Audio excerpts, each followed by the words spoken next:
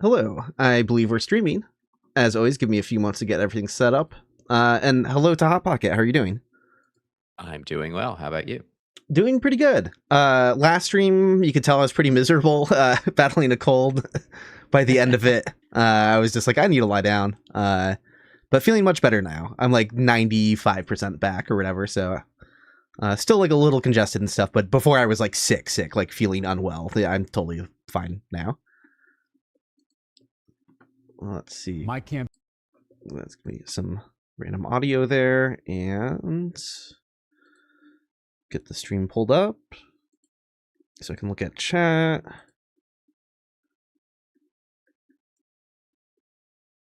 Oh, but yeah, I did want to mention last stream we were marveling at really poor patrolling path setup for the Titanite demon in the catacombs that didn't make any sense. Yes, I saw you mentioned that King Boar knows what it's for. Well, he had speculation. Kind of. Yeah, he had Okay. speculation about it. But it's a couple things. We were marveling over this revelation of like, oh, the Titanite demon was supposed to patrol and they totally scuffed its implementation and it can never work correctly because it can't fit down that hallway. And so I immediately went to like DMing King Boar like afterward or maybe the next day or whatever, and I was like, hey, look at this crazy thing we found. And literally as I sent him that message, I was like, wait a second, why am I getting deja vu? I'm like, he already knew about this, didn't he? And of course he did. He already knew. He had already knew, and he'd already told me about it like years ago or whatever. Right. And I just completely forgot. His speculation was that there was originally probably meant to be a giant skeleton in that hallway instead. That would make more sense for multiple reasons. Like as a patrolling enemy down the hallway, that makes sense. If it was patrolling too, it'd be kind of interesting if you would have to like avoid it to have it like take you in the coffin. I don't know. I don't think there's any evidence for that directly. Maybe there is. I don't know. But just as a concept, the fact that a giant skeleton is like what transports you in the coffin. It's like, oh, if it was a kind of patrolling, you have to sneak by it and hide in the coffin. That would make so much more sense. It would make sense for, in terms of enemy size, something that could actually fit down that hallway. So just kind of a neat design consideration. That's probably why the patrol paths are there. And I'm just seeing people on stream now. Hello. Welcome, Hoshi. LOL Kick. McCad. Strafera. Yeah, there was also that cut event where the it says like the translated name is strong enemy does coffin throw, aka the coffin forced animation. So maybe again that has something to do with it, where you'd actually have if you have that large skeleton patrolling back and forth. Maybe if you're in the coffin and got noticed or something, maybe it's able to do a backstab on you rather than just, what we got, which is human-like or other players can doing it on you. Yes, exactly. Yeah, I had forgot about that from last stream. We were finding a region for a quote-unquote throw, which some people in the chat were confused by that, like not understand. But throw just means a critical. And I don't blame them. Yeah, they're thinking like, oh, like you get thrown, and like no, that just means like backstab, riposte. And in this case, clearly the coffin stab animation, or grab attack or whatever. Yeah, basically all those things where two entities sort of get lined up into a canned animation. That's what From calls a throw. Yes, exactly. So yeah, it does turn out that player characters can do a special unique throw, a coffin stab animation, but it doesn't need an event region for. Right. It just recognizes that the other player is lying down in that position, and then it turns a back, quote unquote, backstab or whatever you want to call it into that. Interesting. Anyways, so yeah, we can get started in just another second here. I'm just going to post this link somewhere and post it to the Blue Sky and to my Discord. Then we'll be good to go. Also, I should have mentioned that when we conclude the stream, I have something new for us. We're actually going to play a little bit of a game at the end of the stream. Yeah, and I did not. I am surprising Hot Pocket with this right now. I didn't mention I this didn't know all. about this. Yeah. No, it's very low commitment. When you see what it is, you'll be like, oh, that's neat. But it's something I think I'm probably going to do at the end of like all of my streams now, even independent of like what the stream subject is. So I can't wait to share that with everyone here. Cool. And let's see, just get this posted.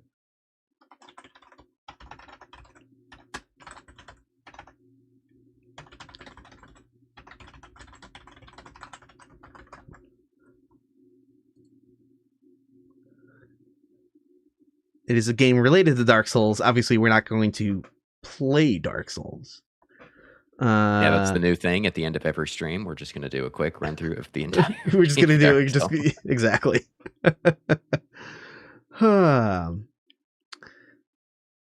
What else was I going to do? Oh yeah, and just my Discord. Oh yes, and I forgot. I need to update and invite links to the Discord. I forgot I got a bunch of gift subs in the last stream, but I think those people aren't in the Discord yet, so I will correct that today. Sorry about that.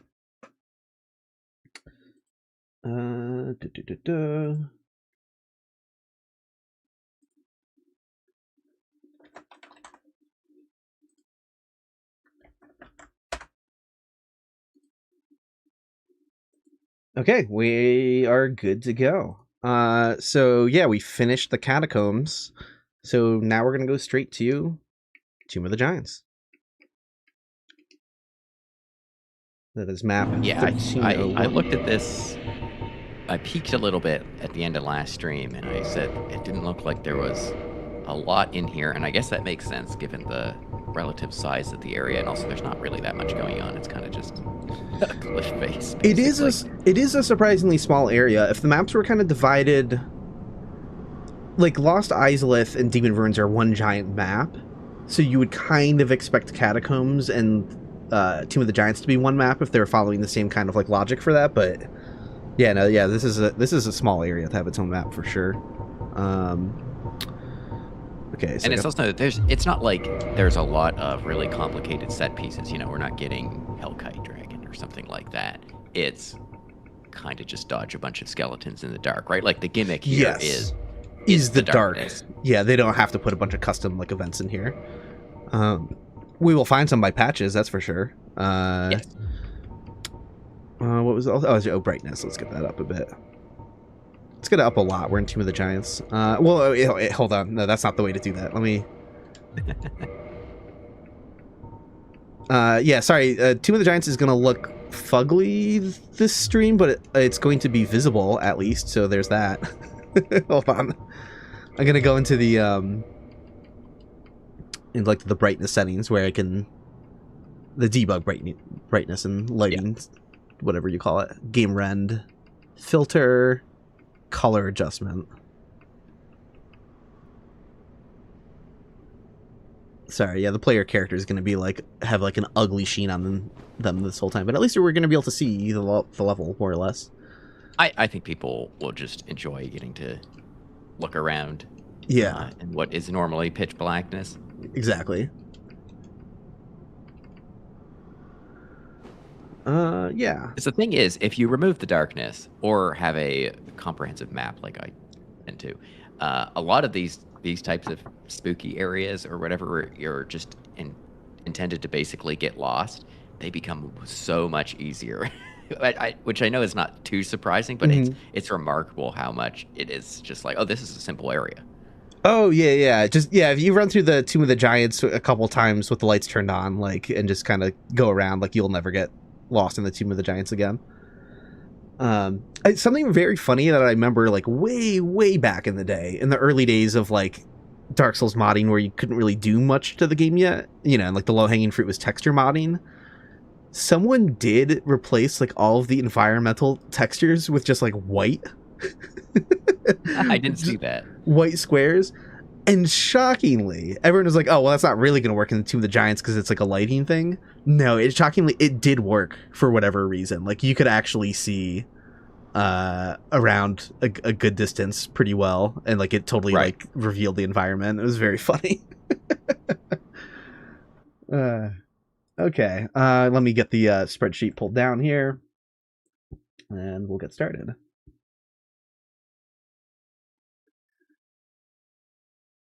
We are M13. Yeah, the thing, I won't say it just yet in case it comes up organically, but there is some cut content that I'm curious if we're going to find any evidence of it. Yeah, keep it in the back of your mind, because I think we've probably skipped some stuff in the other areas just because, you know, we're looking at regions, but some things just don't happen to have regions, and then we don't remember, like, hey, we never talked about such and such. I guess there's no region associated with that. So Mm-hmm. yeah. Okay, so we're starting off with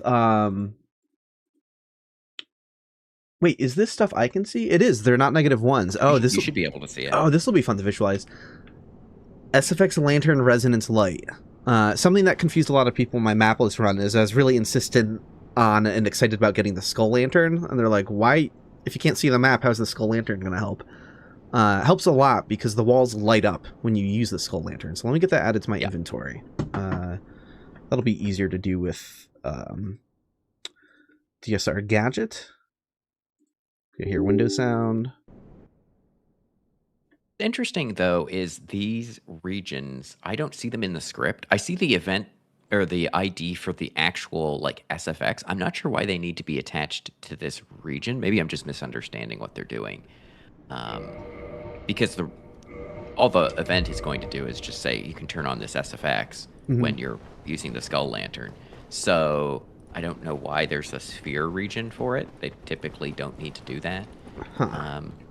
You know, I forgot the upper part of the Tomb of the Giants doesn't actually have this going on. It's like when you get closer to the first bonfire, that's where the walls start doing it. But they get these blue orbs that appear along the walls when you're using the Skull Lantern. Yeah. Oh, and of course it's really washed out with the up brightness. Sorry about that. So are we going to see these things? Let's see. Get this pulled up, get that pulled up.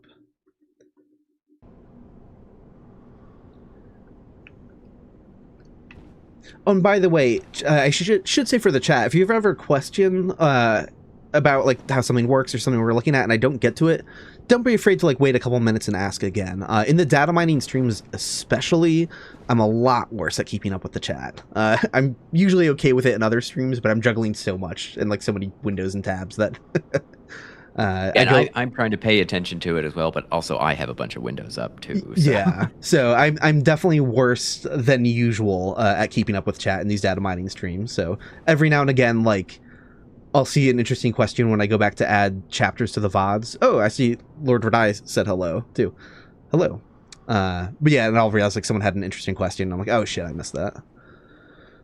I guess I've never really talked about it, but for what I have open, because obviously, you know, you've got a bunch of streaming stuff open, but also the game. I don't, and people can't see what I'm up to, but I have the map viewer, I have the event scripting viewer, and I've got a search, so I can search through all the AI, and then I have the params, and also some stuff to do some math for if I need to translate something into hexadecimal, and maybe a few other things. But yeah, so I got a bunch of things that I have to bounce back and forth between. Oh, this is great. Yeah, we can absolutely draw these spheres along the wall. Yeah. That's beautiful. That's a thing of beauty. And there's 48 of them. And there's 48 of them, apparently. So that's the most obscure Dark Souls trivia you can imagine. How many of these lights are in the Tomb of the Giants? Yes, I will do my due diligence and make sure they're all referenced in the script. But hell yeah, yeah, it'd be fun. It'd be. Well, it would be interesting. Oh, there's one that's not. I immediately found one that's not. It would be interesting if there's a chunk of them that aren't in here for reasons I'm being coy about at the moment. But fuck it, I'll just say it. Earlier in development, the Tomb of the Giants was going to connect to Ash Lake, and there's very small, like, leftover traces of that. Unfortunately, I didn't have anything cool to show for that in my, like, prototypes map episode, because that doesn't exist. But there is, like, some unused out-of-bounds stuff relating to, like, a cut hallway. There isn't, like, a full existing map that has it. There might be some map pieces relating to, like, just, like, cut cavernous hallways, basically. So that's what I'm really curious to see is, like, are we going to find some unused event regions hinting at, you know, just some jank in here referring to, like, an unused path that doesn't exist anymore. Yeah, so there's unused versions of these lights. If there's a whole, like, string of them somewhere, that would be cool. Unfortunately, I don't think we're quite that lucky. I think they made a copy-paste error. Well, they probably did it on purpose, but I don't know about that. Yeah, I think Actually, let me read the script. I think there's something weird with maybe 24, but I don't know if it's because there's something weird with the light for 24 or if there's something weird with the logic of 24, so I have to go look at what this script does. Yeah, I think I talked about it in my Out of Bounds video, but somewhere over here there's like some loose like trail of like rocks that don't make any sense, and it's like, oh, that relates to the cut path. I don't even know what map piece they would render from, though. Like, it's been forever since I've looked at or thought about this. But somewhere, if you go out of bounds enough... sorry for the horrible increased brightness. Let me turn the camera around so it's not as much of a nightmare. Yeah, I don't remember where these things are. Are these some of them? No, that's just...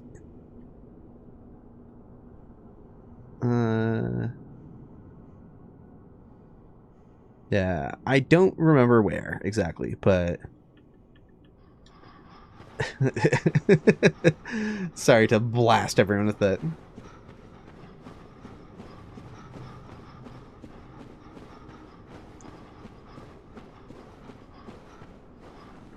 It is funny looking at everything with such increased brightness. Like, you can see such a distinct sphere around the bonfire. Yeah, it changes the way that the visual effects are rendered. So it's not like this is secretly what a bonfire looks like. It's just like making all the light sources do crazy stuff, basically. Yeah.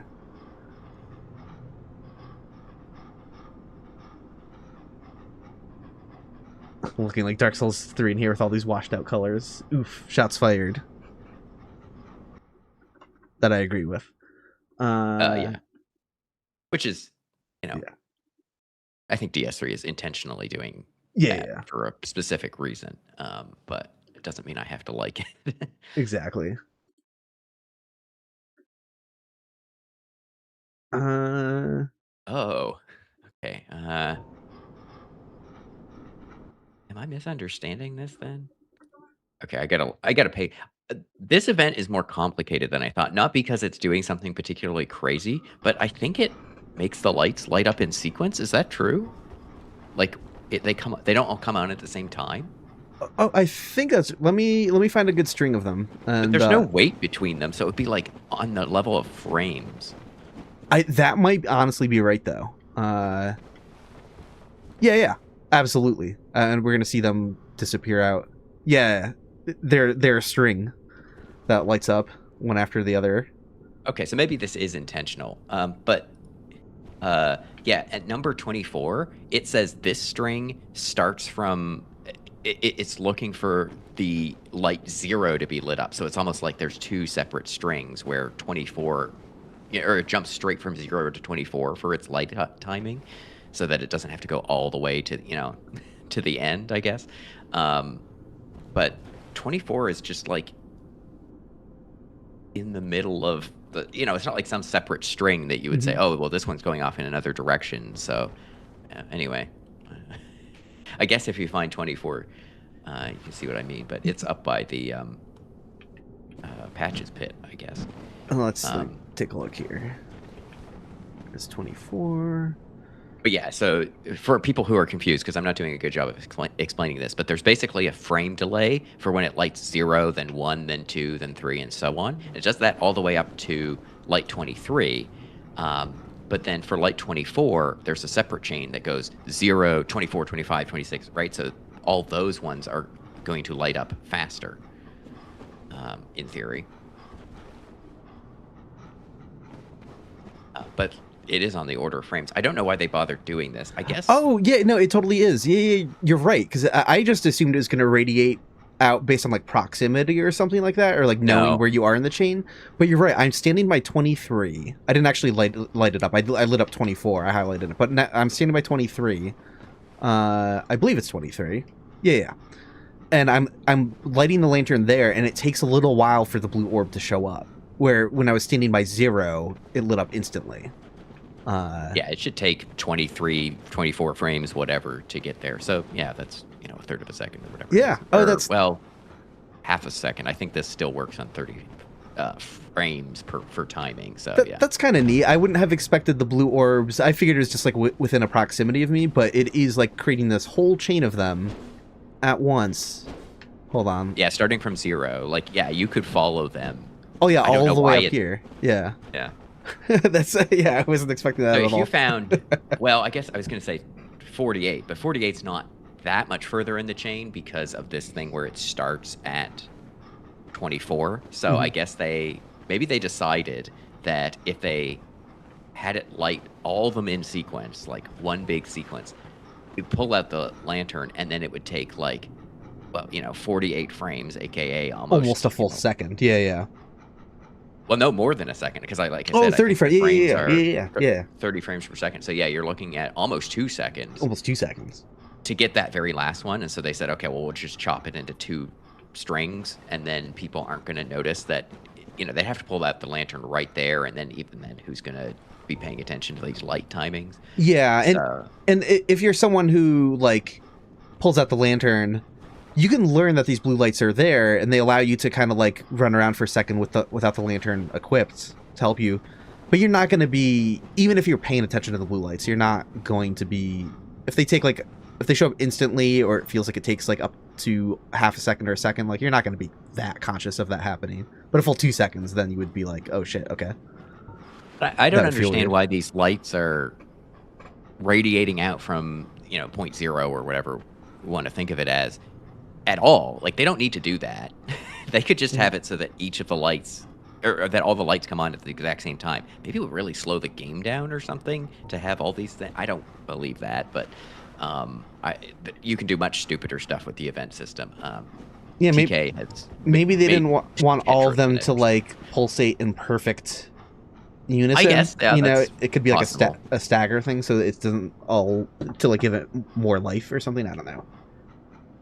But yeah, at that point, near number 24 and going backwards, that whole section is going to light, quote unquote, faster than it should if it was just following the regular order. Anyway, I don't know, weird. Yeah, cool. I dig it. Yeah, if people want to know some trivia, there are 49 lights in the in the Tomb of the Giants. I love this. This is the silly, obscure, useless knowledge that I would not have known that had we not done this. Yeah, it's 0.0, the place where you get the skull lantern. Yeah, that's exactly right, Azura. It's a 0.0 is this one here, furthest to the left. So that's where that first chain starts. And it goes... Where does it go all the way? It must climb out. Yeah, obviously it's easier for me to just follow it in Map Studio or Smithbox. But yeah, it winds its way up. Yeah, it winds its way over by patches. That's that string at least. Yeah, you can see I tapped the skull lantern briefly, and it up here. They take longer to show up. It's like I'll say when 3, 2, 1, lantern, and it took that long for the blue to show up. That's very funny. And then over here is where it starts again, and so this one over here will be instant. 1, 2, 3, lantern. Instant. Neat. Okay. What do we have next on the list? We have a couple -1, so that's stuff I can't see. Yeah, this is going to be stuff for that we saw in the past or in previous areas where sometimes in like certain areas they want to make the like fog gates glow with a special color or some additional effect there to draw attention to it. And I think that's what these are. Because these are for the various fog gates. I saw a couple people comment on the stream performance again. I hope that's not happening again. Yeah, it did buffer there for a bit. Please, internet, don't do that. Don't do this. Let me see something.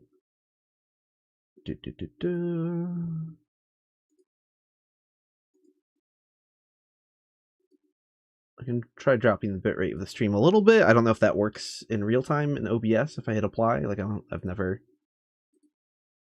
tried to do that. If that works midstream, hopefully it does. Just bumped it down a hair, not a ton. Yeah, I guess let me know if we continue having streaming issues here. Okay.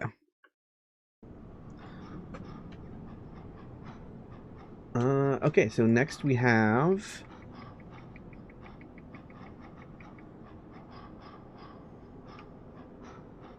So yeah, the first things I can see in the spreadsheet, let me scroll the spreadsheet down. Oops, I just shot it back to the top by accident. Here we go. Yeah, it's going to be the id level fog gate. We've got some regions for that. Excellent, yes. Yep. Which I guess maybe it is worth taking a look at these. Not that they're particularly interesting, but they're like, normally in the past we've seen them do these fog gates, and the region is like the width of the fog gate. Mm-hmm. It definitely didn't do that here. Yeah, they're gonna be. It's gonna be kind of like the dark route one, where you can stand on the side a little bit and not get the interaction prompt. Well, these seem okay. Again, I'm not going to be mean to From here, but these are 1 by 1 by 1, like 1 meter by 1 meter by 1 meter. These seem a little maybe hastily done or less professionally done. Both of them are the default cubes, or what one must imagine is the default cube size in their editor. Right. We've seen like an unused one be 1 by 1 by 1 before already. So yeah, it does feel like a little. Like they just didn't size these, or decided it wasn't necessary. People can just wiggle around until they're in the box, I guess. Yeah, like because I am getting a pretty good width on the left side here where you don't see the interaction prompt, but that probably happens to very few. They'll go until they get to the center of the fog and get the well, it's message. not like either of us were like, oh yes, of course, it's this glitchy fog game. Yeah. The fact that it's not like a known problem is like right. Proves it was okay in the end, but yeah, it does feel a little suspect. NPC invasion sign. Yeah. Let's see. So that should be. We should have invasion stuff. I might have to turn the brightness back down over here. I forget where he invades from, but I guess we're about to see. It is the end of the path, just past the Golden Fog Gate. Oh, yeah, let me change the brightness here. This is bad. Yeah, unfortunately, we're going to be probably bouncing back and forth between the interior and outside areas, so having the brightness cranked is maybe not going to work. Not always the correct move. That's all right. I can. Wait, is this sphere the region that he invades from? If you step into the sphere? No, the sphere is where his sign is placed. His secret invasion sign. So that's essentially his spawn point. Oh, gotcha. Wow, it is massive for some reason. That is... What the hell? Oops, I didn't mean to make it bright again. Oh, sorry, no. This is a point region. The one that I was looking at, 2000. 2001 is the actual detection region, and it's the massive sphere. Okay, but they are essentially centered on each other, so... Gotcha. Yeah, so this must... The center of the sphere is basically where his thing is. Gotcha. Yeah, this must be the boundary where he invades from. Like all the other NPC ones, it has a fixed wait time for when you enter the sphere, so it's not just like immediately obvious. You're not going to cross the boundary and then instantly get the message, so it does wait 20 seconds. So yeah, if you were trying to determine this, you would have to... to wait 20 seconds every time you tiptoe forward, yeah. Exactly, which is not great. Intuitive, yeah. My stream is buffering again. Boo. Why does this keep happening? Oh, now it's back. All right. Let's see. No, it's not. Okay. It's well, people have to keep us posted. Yeah. People have to let us know how the stream is doing. And then NPC invasion hitbox.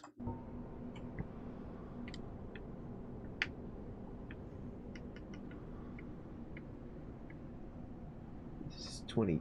Yeah, that's the trigger. That's the big sphere. Ah, okay. Or should be anyway. Like I don't think you can see 2000, the small point that's at the where Leeroy actually spawned because you can't see points. Gotcha. So what is 2250 then? Let's see. This is over. I mean, unsurprisingly, Bone Tower Warp Destination is on the path towards Nito with all the Bone Towers. Oh, okay.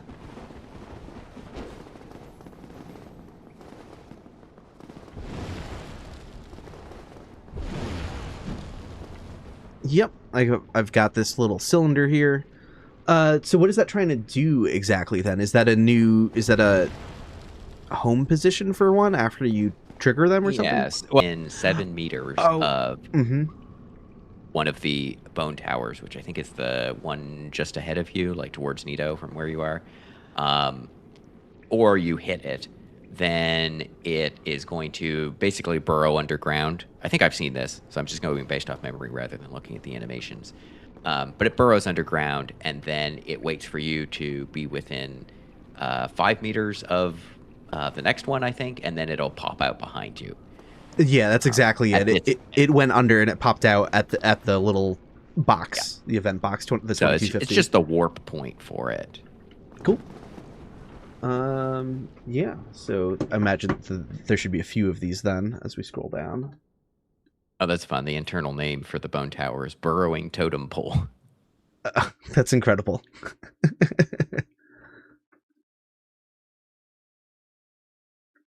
What do I want to call this? Bone Tower trap, I guess? I mean, it's kind of a trap. Yeah.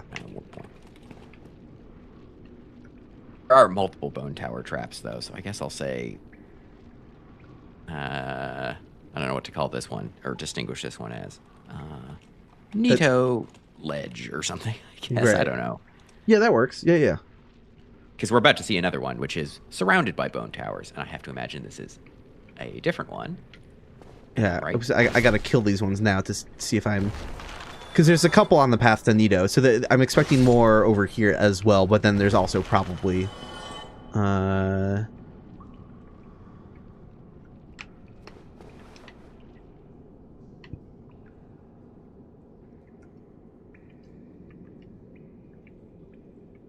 Oh, I'm actually surprisingly not seeing anything lit up for 2251. Maybe that is further away.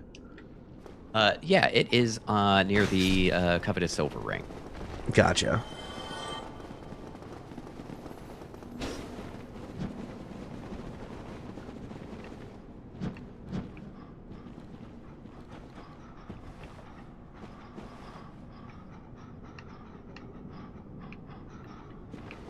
This one is a much simpler event where it's basically, if you're in this region, make the Bone Towers pop out. But it has a custom event for it, such that each of the Bone Towers is staggered by a few seconds, or a few tenths of a second.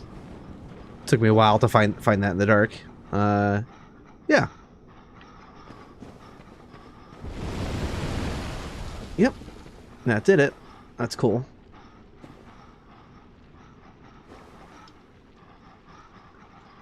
So what's 2120? Oh, Patch's location after kicking you down. Okay, that sounds pretty self-explanatory. Let's take a look.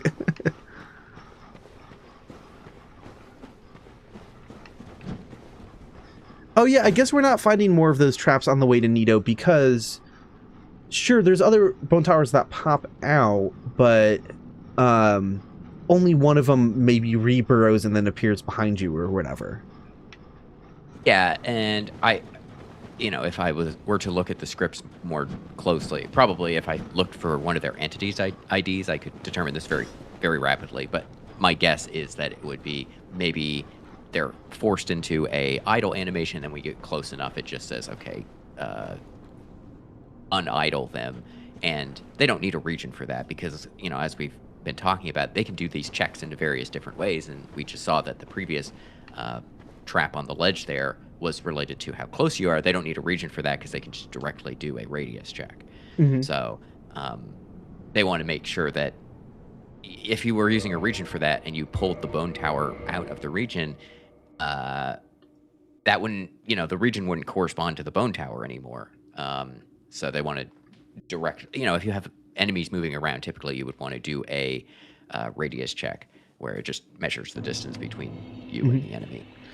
I'm just gonna kill Pinwheel real quick to get Patches down here. Right. Not that we need him to understand what's down here, but it'll just be kind of nicer having him around as we mess with his triggers. I think killing Pinwheel is all you have to do to get him down here.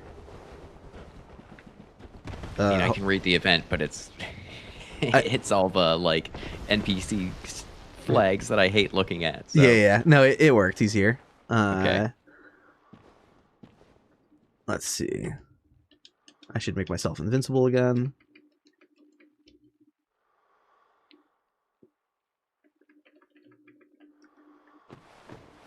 Okay. So we pull up those events again.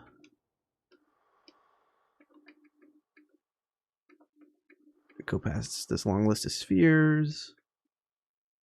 Yes, it's interesting that so that first one, it's where he's already located.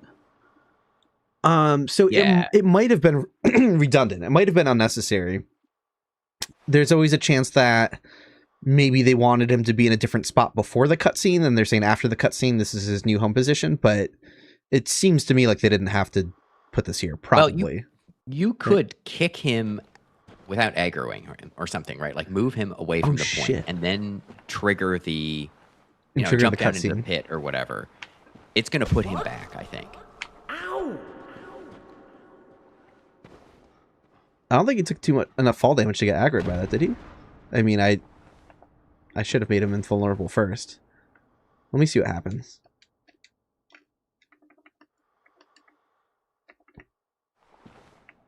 Now, that being said, there, it is checking a bunch of NPC flags. So if you kick him away from the point, maybe it sets the flag such that he won't actually do this. But I don't know. Oh, gotcha. Oops, I just moved into the one where I get kicked into the pit by accident. I would have liked to visualize that before getting kicked in, but that's okay. So I said set to no. Well, once this, he totally teleported out of the pit. It works. Yeah, that's what that region is for. It's going to put him back up there. Oh my god, that's very funny. So I'm gonna have to file that away for future streams as a funny demonstration where like I'm gonna kick him down the pit, get triggered being kicked down the pit when that should break when he's not near there. They should have put in a check to say like, hey, is he within 3 meters from this spot? Or just put another region up here, right? The player fell in the pit, but Patches is still up at the top. I feel like we've seen similar events for some of this stuff before. So they definitely don't do that. Yeah, so you can absolutely kick Patches into the pit, then walk over here and get kicked down by Patches when he's nowhere near the pit, and then he teleports back up. So that's incredibly jank. I love that.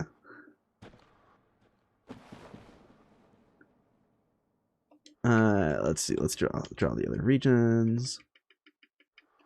Now has a good speculation, which is that maybe Patches wouldn't have always been just standing right next to the pit. So if you went over there, it would have teleported Patches there after the end of the cutscene to be like, oh, he snuck up on you. Like, maybe it's not like Patches was hiding entirely, because obviously he's got this whole dialogue about, there's some treasure down in this pit, but maybe he was standing further away or something like that. Right. Here we have the next one is the player's position after the cutscene. Yep. And then the one after that should be the actual getting kicked off box. Yep.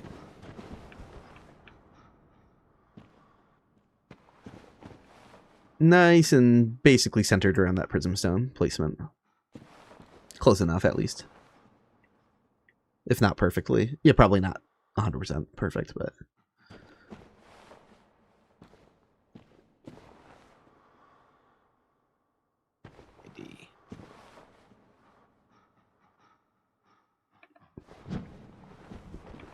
They actually placed that quite well. It'd be very hard to trigger it falling off.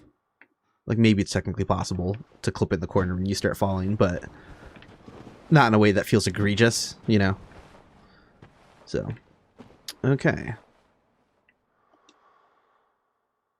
And then after that...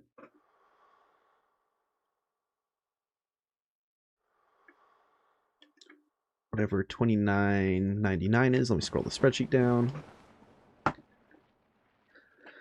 Further proof Patches is an elder trickster god. Absolutely. Yeah, he can just teleport to kick you down pits. He doesn't have magic to give himself riches. He still has to wrangle that off of people's corpses and stuff, but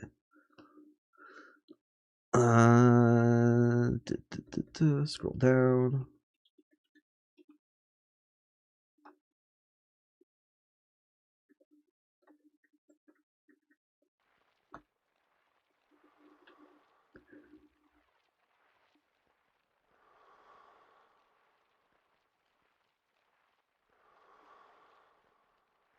Boo. Well, we said buffering again. Hopefully that's not too consistent.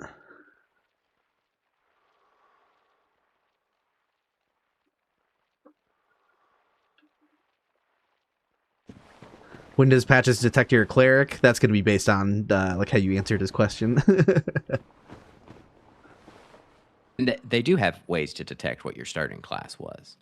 So you could absolutely make it so, you could edit. That's right. I forgot that. Yeah.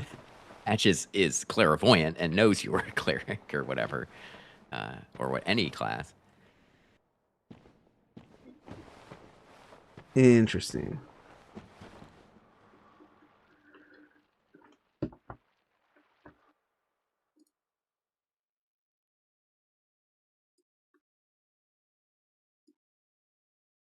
So yeah, this boss room one. Did you?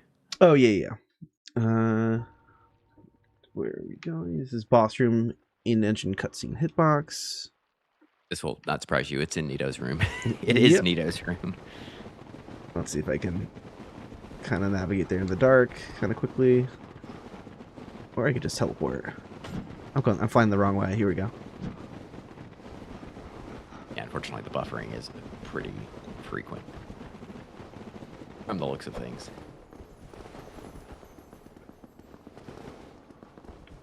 Oh, why is this happening? I should just randomly want to be bad while I'm streaming. Run speed test. Download is great. Download is fantastic.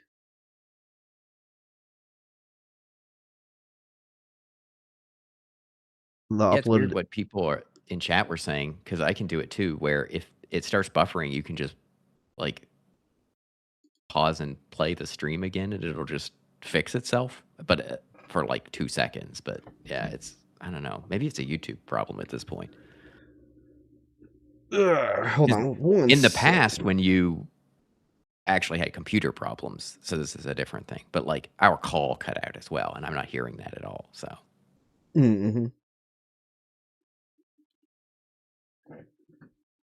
yeah, that's the weird thing, is like, yeah, you and I talking is maintained perfectly, but it's just the YouTube stream.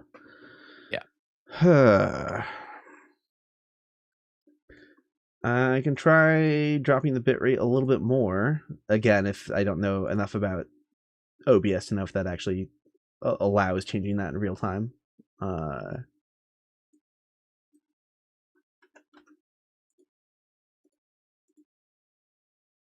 All right, I dropped the bitrate. What? That should be the facing point, I think. Oh, is it just that thing again? Well, let's see. Well, but it's okay, but it's off in the middle of nowhere. Where is this? Yeah, I can't see it. Like, oh my. Okay, it's like, did you look in the spreadsheet? Look at its y coordinate, or the second coordinate, minus 14,000. Oh no! It's really far below the map. Oh yeah, I'm not gonna be able to see that. This isn't used. We'll give this a check. It is used. How? What is this used for? Oh, Q-Lock added this. Oh, this is a Q-Lock added one. Okay. Well, I don't know that they added because the name's in Japanese, right? So Q-Lock probably didn't add it, but it's referenced in the Q-Lock event. The event has a English name, Red Soapstone Termination, which is what Q-Lock uses that they had to add to all of the maps to add in the extra logic for being able to invade after the boss is dead. They brought the boss fog gates back, right? You can go to them to kick the invaders out or whatever it is. And yeah, they they reference this. When you run to the fog gate, this has to be super unknown. When you run to this fog gate to get away from specifically red soapstone invaders and trigger this, it will rotate your character to face that point. Now, the fact that it's really far below the level doesn't matter because I don't think your character is not going to point face down. Yeah, you're not going to angle you're not going to plank all of a sudden. Yeah, so for the purposes of what they're using it for, only the X and Z components matter. But that's still very funny. I think I would like to know, so I might put this in orange. Is this in the same position, or does it exist at all in Prepare to Die? Because I don't see it used anywhere else, but it has a Japanese name. So I suspect in Prepare to Die, it is completely unused. They almost certainly don't need it for Nito's event for whatever reason. Interesting. Probably because it's smaller fog or something like that. I'm not sure. Yeah, we'll have to take a look. Some feedback from chat seems to say... Androv says it's the same in Prepare to Die edition. Okay. Fascinating. People are saying it does seem fixed, so me lowering the bitrate might have helped. So I'm going to take that as a sign to even drop it a hair more, in all honesty. Because I'm like... let's see. Output, streaming... Just a tiny bit more this time. This is considerably lower than, not to a horrendous degree, but than where I normally have it. But I'm like, all right, let's take that as a positive sign, positive reinforcement, and just drop it even a hair more. Okay. Just gonna go quickly check the Prepare to Die scripts to see if it referenced this at all. I was hoping that it was scuffed somehow so that if you did summon a red sign invader in the remaster after the boss was dead and you go through the fog gate, that you like plank or you turn in a weird direction or... Right.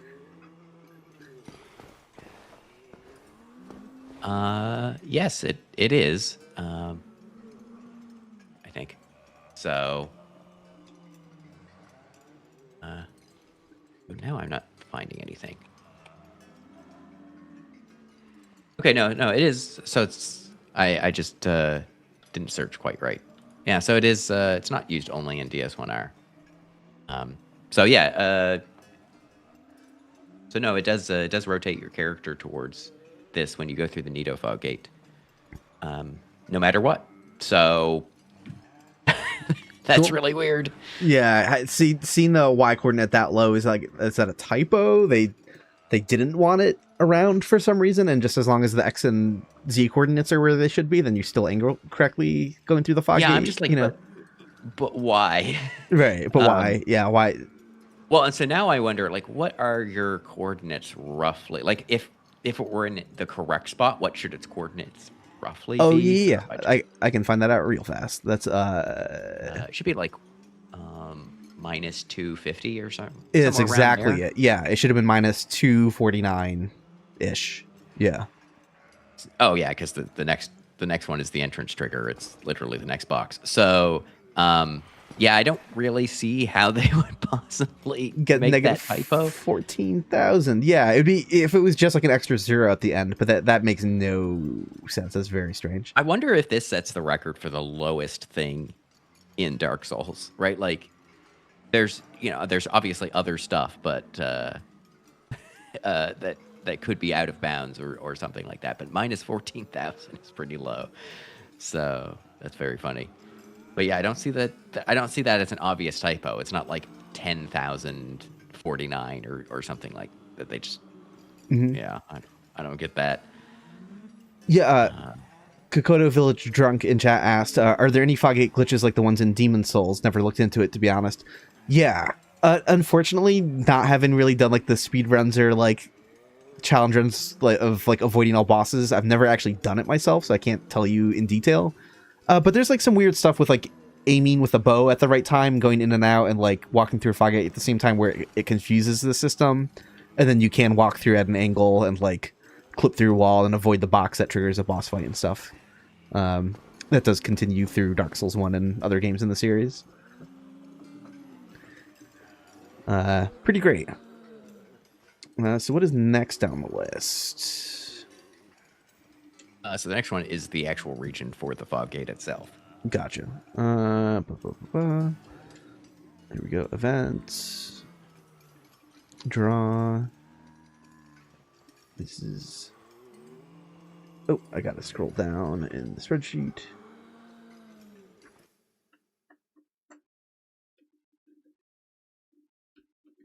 Although, this is not next to the fog gate. Why is it so far back? Did they just put them in kind of weirdly here, I guess? So, Am I misunderstanding it? Oh, no, I was... Okay, it's not far back. I was looking at the... Oh, yeah, that's right. I was looking at it from the wrong side, so... I was standing on the Nito side of the fog gate, and I was like, why is this so far into the tunnel? It's like, yeah, because the fog gate's into the tunnel, you know.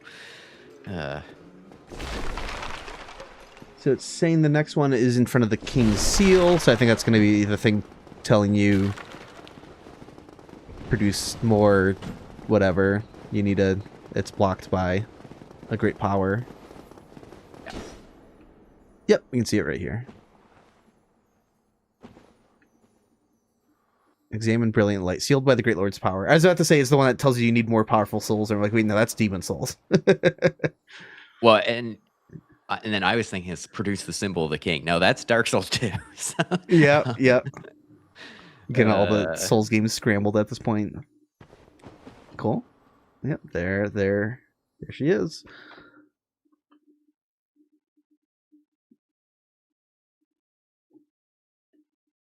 Now, is this used for anything else? No. It's kind of weird because it sets it up in the same way that a boss fog would be set up. But I think that's just because it's so large, they kind of have to use the big action button command because they don't want it, so you have to specifically face the center of it to get the prompt to come up. So, yeah. Oh, and we have the next one is going to be, it says carried by Coffin Warp destination. Well, I think I know what that one's going to be for. Yep, that's going to be pretty self-explanatory. We're going to see a little box drawn in the boss room somewhere. Yep. Quickly check, because this doesn't show up in the... Yep, right here. Tomb of the Giant scripts, but I have a feeling I know where it does show up. Right. And I'm right. It's in the Catacomb scripts.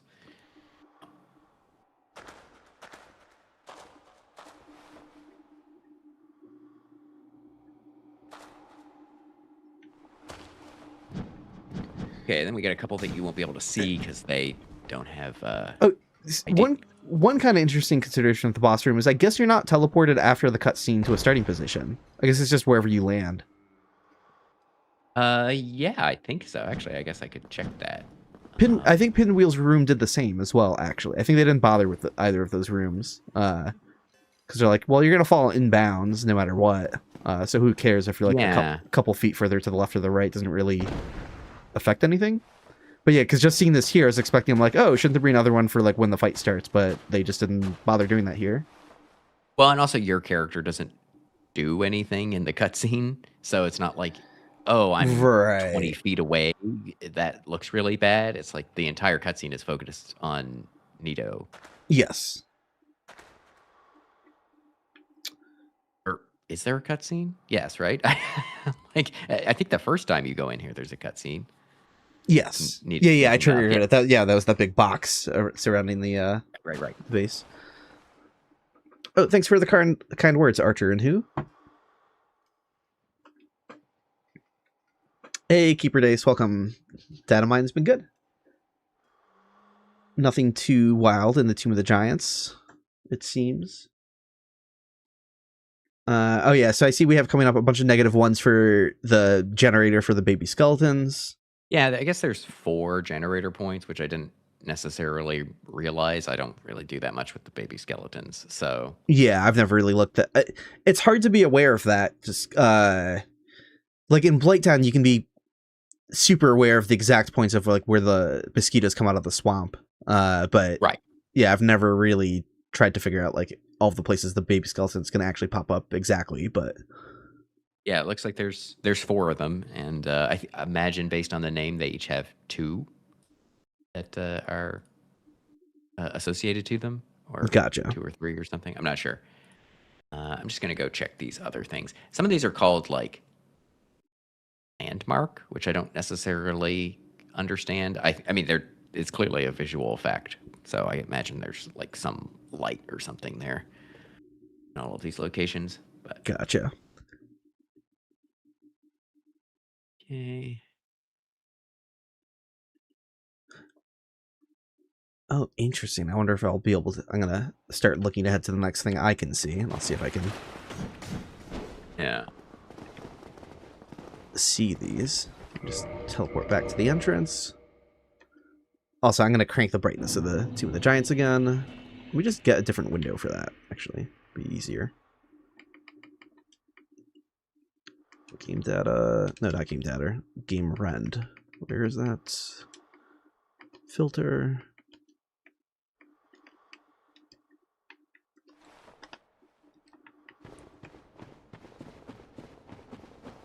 All right, I'm onto these slides. Exactly. Because I don't remember the depths having this for its slide, so I'm a little confused at what I'm pretty sure this also doesn't have this for its slide. I don't see it referenced anywhere. Gotcha. I was gonna say. Also, all these cubes are again 1 by 1 by 1. Yeah, I wouldn't. Okay, yeah, this is some unused stuff when they're figuring out how to implement the slides. I'm guessing because it should be, again, I don't know how it works exactly, like what the data looks like exactly, but it should just be baked into the collision, right? Something. Yeah, I think so. The piece of collision itself will have an instruction for like if you're making contact with it, then trigger this animation or whatever. It's a forced animation because if you try walking backwards with gravity turned off up a slide, you get pushed around. Like it knows it wants you to slide down these things. Yeah, I can demonstrate that here as I walk into it and immediately get shoved away from it. So there's some sort of check with the collision itself, which means it does not need event regions for that at all. So yeah, that you just say now it doesn't look like they're used. I'm like, that makes more sense.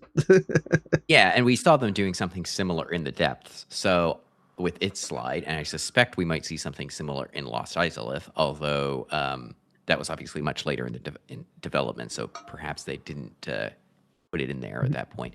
But yeah, these are, I'm fairly confident, unused.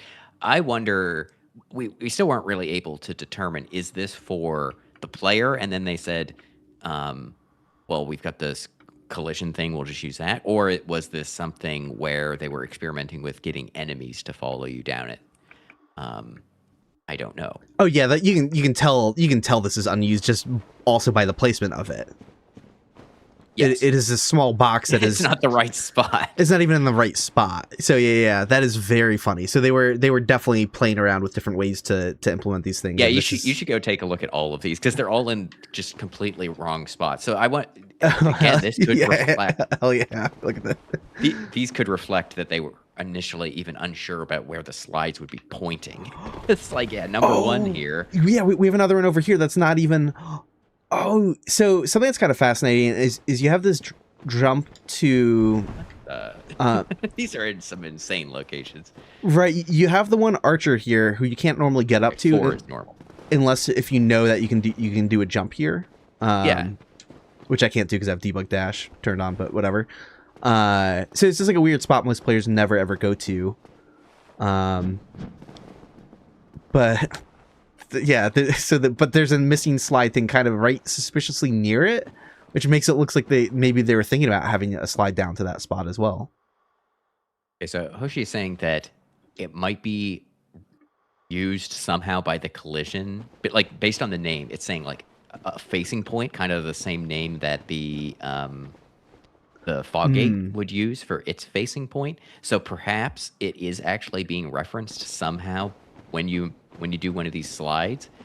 So you could try moving them around and seeing if anything weird happens. Oh, that's a good call. Let's do that. I think that's just because the ones at the top are just so completely out of position and you wouldn't be facing them at any point.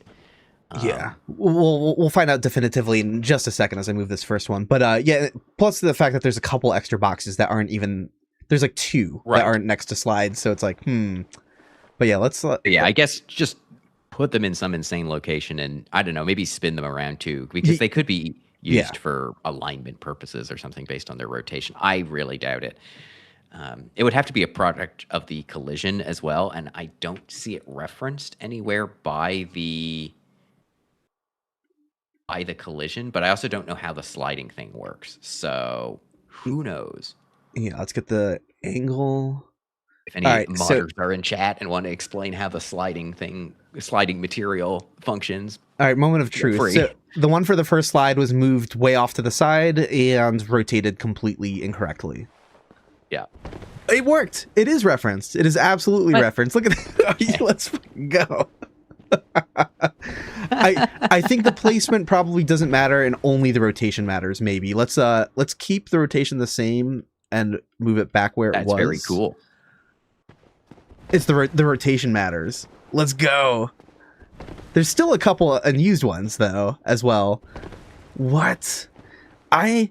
Wait a second. So the one that we thought was unused in the depths is used. Well, presumably. Yeah. Well, I'm going to go back and check in just a second here. I got to figure out where this is referenced now. This I'm gonna do that. Yeah, let me go check the depths. And then I actually had a great question about the skeleton babies and the generators, kind of unrelated to the event region stuff, but I do want to address that in a second, so I will get to that. But before I forget and get too scatterbrained here, depths. Yeah, we thought this one in the depths was unused because of it being off to the side. We're like right by the part of the slide that's like safe to go down. We kind of assumed that, like, oh, maybe it would be something for enemies to use if they were going to manually go down the slide at the safe point. But I guarantee now, though, if we... Because this is another one that was also like a 1x1x1, I think. Oops, I just clipped through the map in a really confusing way. Where am I? Here we go. No.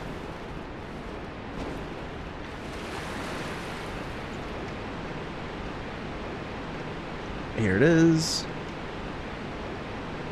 Yeah, let's just rotate this guy. I know enough about Smithbox to know if I can search for a number that's used as a property somewhere. Because I don't know what the name of the property would be. I can angle it in real time too. Oh, that's fine. So I can like slide up and down, go back up and down the slide. Oh yes, now this is pod racing right here. Yeah, this is what I call pod racing for sure. Region dynamically, I don't think you can. I don't think you can spin a region in event scripts because I was like, you could do something stupid. Yeah, if I just angle it or backwards 100%, then I should be able to go perfectly up the slide from the base of it. So angle 90, so this is what should be angle 0 or angle 180.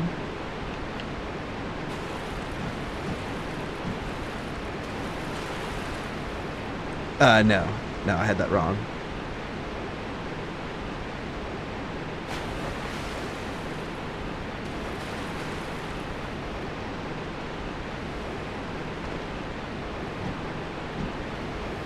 Okay, how do I, so let's try angle 0, I guess. Or just negative 90? Is that what they want from me?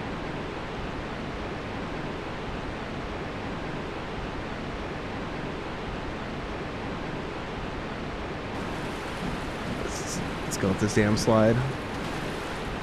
Yeah. Oh, that's incredible. Alright, if any Dark Souls modders want to put some really silly nonsense events and moments into your mod, have a slide that you slide up for no reason. Just like walk up to like a path and just... That's great. That's great. I love that. Oh yeah, so someone had a question about the generators, saying that they believe that they heard that the mosquitoes are infinite in their spawning, which is correct. And they're asking if the babies are infinite, which I believe is also correct. And we should be able to see this in the generator information. It's been a while since I've looked at it, so I forget what it looks like off the top of my head. But I'm pretty sure I had a way of seeing that pretty easily in here. So let's go take a look.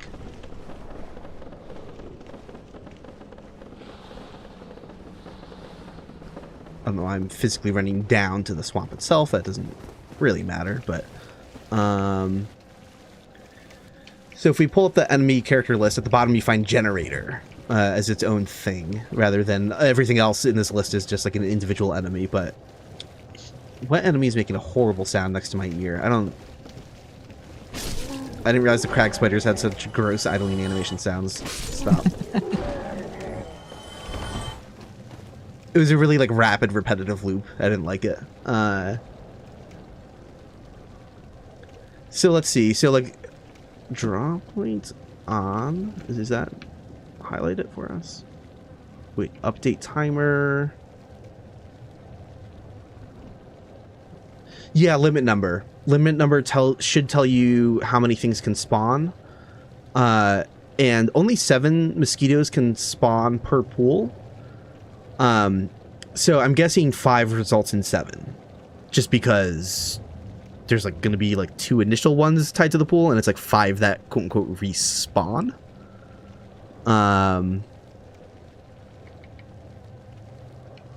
Minimum interval generates. Which generator is this?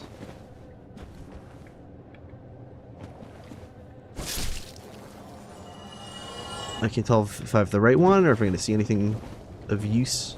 Oh no, I'm looking at this one. Ooh, that is a bright looking cylinder. That looks kind of neat.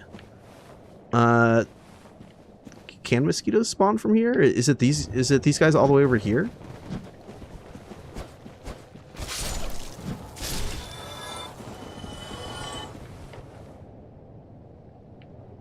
Oh yeah, it says deaths.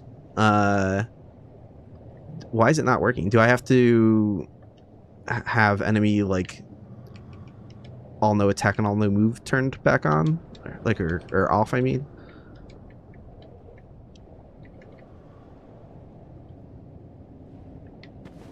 are there only 2 functioning generators in the swamp? Or did they put those 2? Well, now I'm confused. I was just trying to show how this worked, but now I'm like, I killed 2 mosquitoes and it says deaths now in the generator. And I'm like, but I don't remember them popping out of this location in the swamp. What is... All right, whatever. I'm going to go look at another generator. That one's confusing. I mean, you can look at the ones in Tomb of the Giants, right? This is the baby skeletons. Well, yeah, I'll go back and look at that in a second. But but those spawn infinitely. So. Yes. So I don't know what that was all about. Okay. Yeah, so it shows, again, limit number 5. It did increase the count. There's a field there. It might be, the text might be kind of small, hard to read, but number of initial deployment.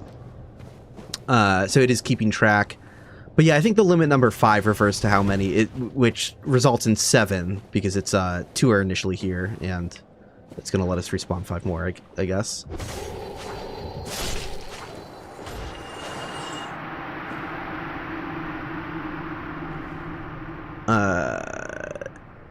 Why are the mosquitoes respawning now? Like, what is... Did I break something by trying to show it? We know the mosquitoes normally respawn. What is even happening? I don't know. I broke something in deep, but maybe it doesn't work while it's drawn for some reason. Yeah, I have no idea why it's behaving really weirdly right now. Sorry for the confusion, but at least you can see that the numbers are in there that account for it. And if we go back to Tomb of the Giants, I think I'm curious to see what it shows for the baby, but it's probably like, I wouldn't be surprised if the limit is like -1 or something like that.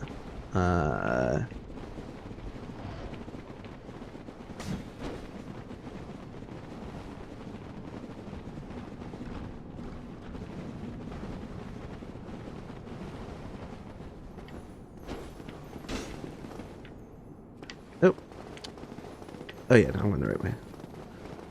I'm getting all disoriented from the fly-in.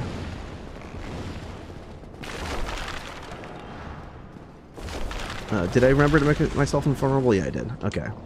So if we look at the character list here, we should find generator at the bottom. Yeah, so it looks like we can have 8 baby skeletons at a time. Or is that's 9, actually.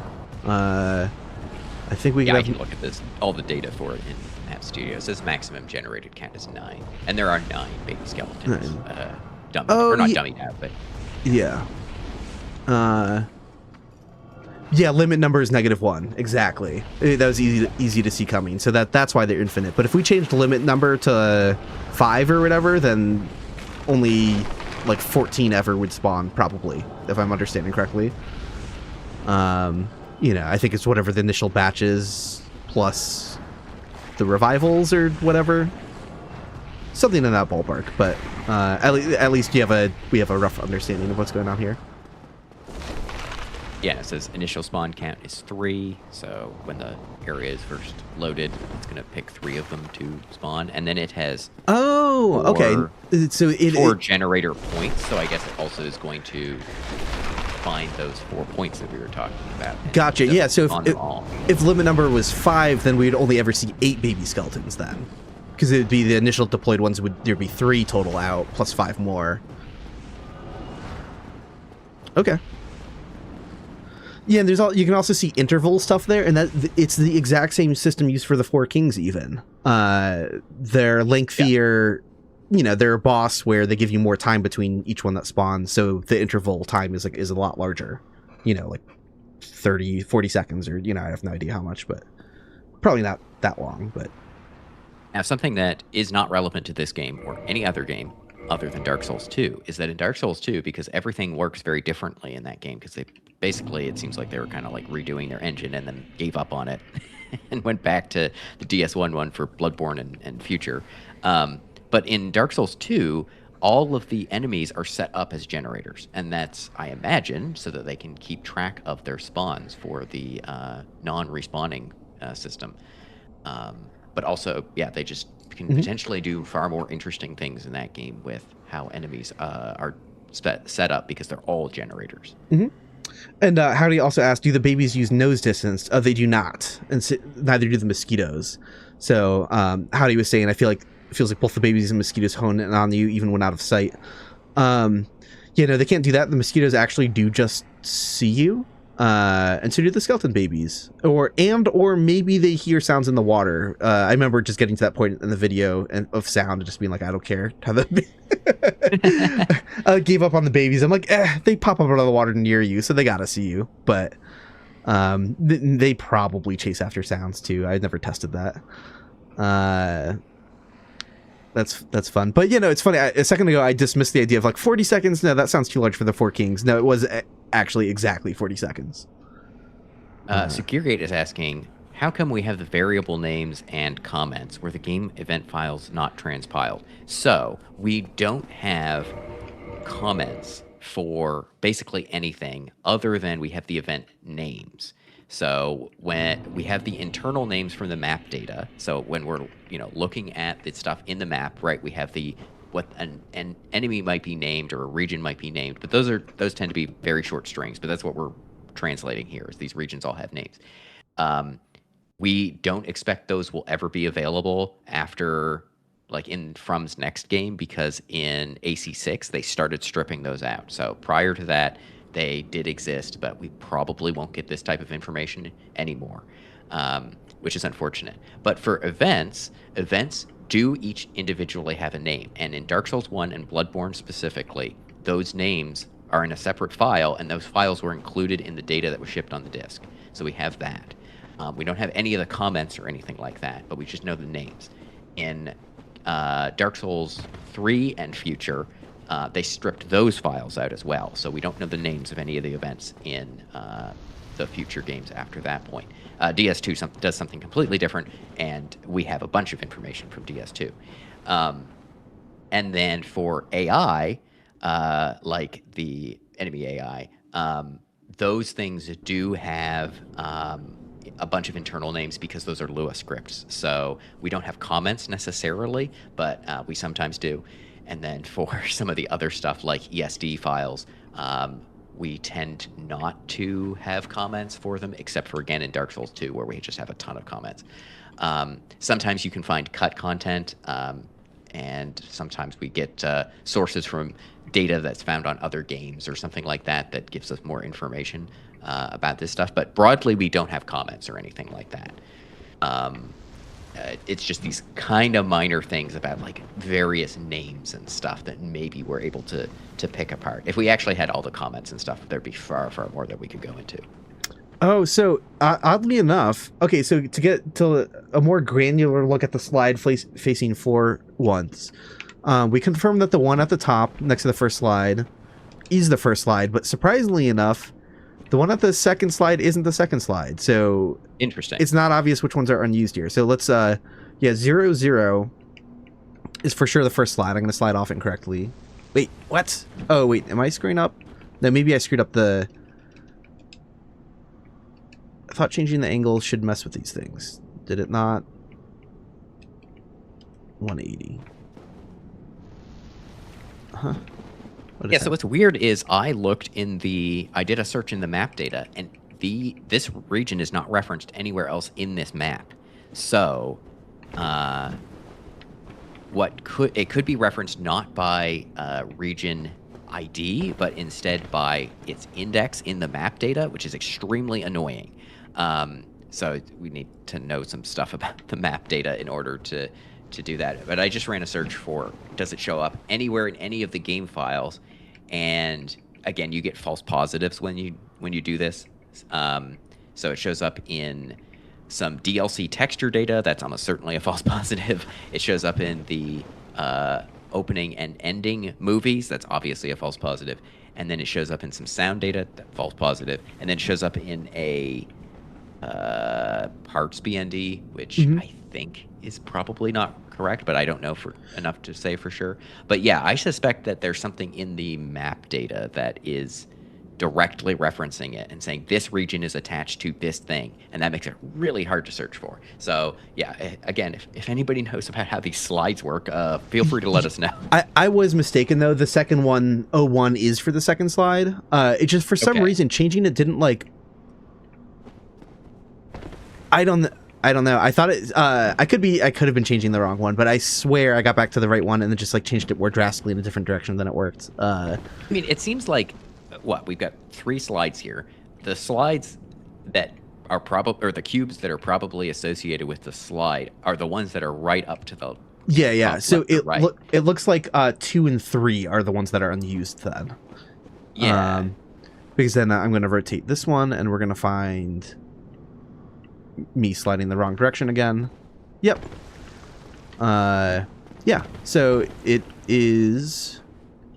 Oh, Andrew says something. Entity ID of the region is the ID of the slide collision plus 100. I see. Yeah, so we have slides 2 and 3 are cut content. Unless if there's some really obscure there's use for them, but there's no way. There's 2 and 3 are the ones again that are just not next to anything. And again, I'm hella suspicious of slide number 02 here being. You can even see the angle for it. You can even see like the intended angle for it. So yeah. Well, if it's backwards. Wait, so I forgot. So it's like from the outside. It's like when it. We also see they tend to put them right up at the corner, so you could probably get an idea if even where the slide would have been placed. Right. Although it's floating, so I don't know about that, but. Yeah, no, the angles of them are kind of nonsense actually, because it's pointing in this direction. It's actually not pointing in this direction. Because it looks like it's pointing in that direction, but it's not because the. Let me fix the first one. Yeah, the way it points is outside of the box towards the center, right? So you go from the outside of the green line towards the middle of the box, and that tells you what direction it's pointing in. Which means, yeah, that this one is pointing over here. But still, the placement of it could have just not been fixed. Yeah. I was gonna say maybe you were rotating these by accident, but no, I don't think so. Yeah, I've unwrote. I can mash triangle when I have the value selected, and it actually clears it back to where it was, thankfully. Yeah, I don't know. Silly, weird stuff. So I love it. Well, we solved a mystery here. That's good. Yeah. One less thing that we were suspecting to be cut content in the depths video. I'll have to leave a comment on that video. But I am going to put a cut content marker on 2 and 3. 2 and 3, yeah, because those are the ones that are hella suspicious. And then we just have invasion spawn locations. So, and then some patrol paths. You won't be able to see those, but I do want to. Yeah. See who's potentially Gravekeeper movement point. Who's a Gravekeeper, right? So anyway. Yeah, I don't remember patrolling enemies in this area. Maybe there's some that I can't think of. I really don't remember all the invasion spawn locations. That looks like a lot. That many in 2 of the Giants? Are you kidding me? Well, I guess there's 2 before the first, or before the checkpoint fog, and then 4 after. That seems weird to me. I'm gonna just pull up my old Invader spawn location list before I even try to hunt them all down in game here. Invasion spawn locations.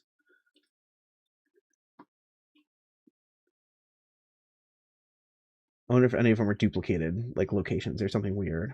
2 of the Giants. Yeah, no, there's totally 6 locations. Yeah, that's a lot for a relatively small level. Yeah.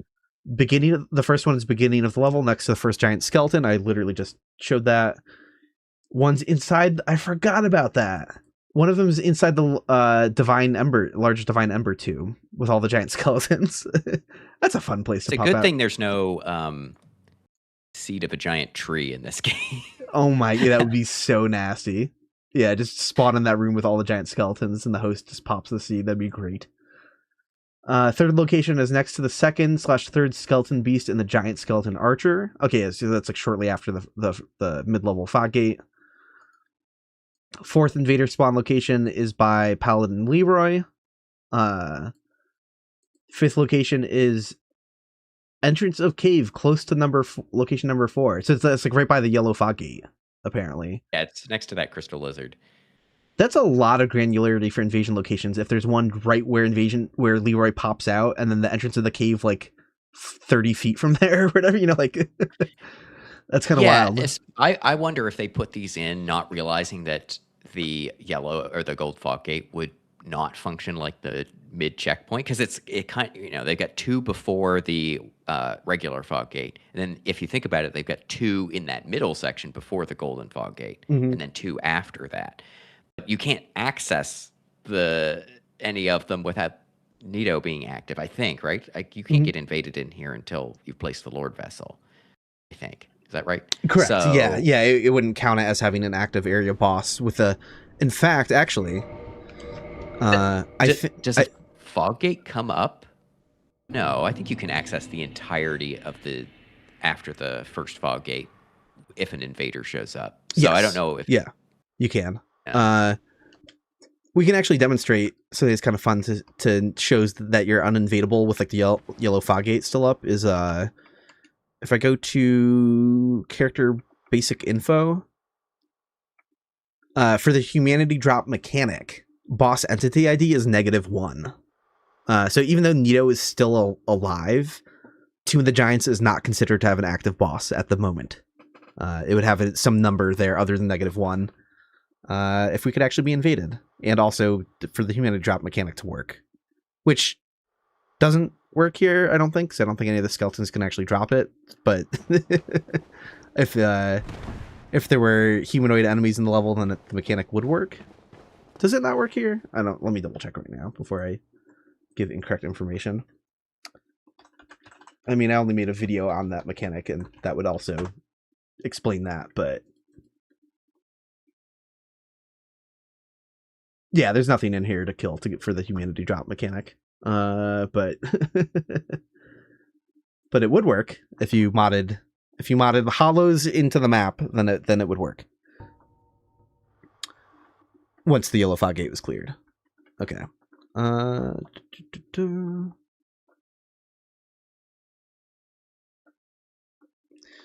Yeah, Gravekeeper someone in chat was saying is exactly Sabo Tower was asking exactly what I was thinking before. Gravekeeper sounds a lot like a Necromancer, and I really don't think.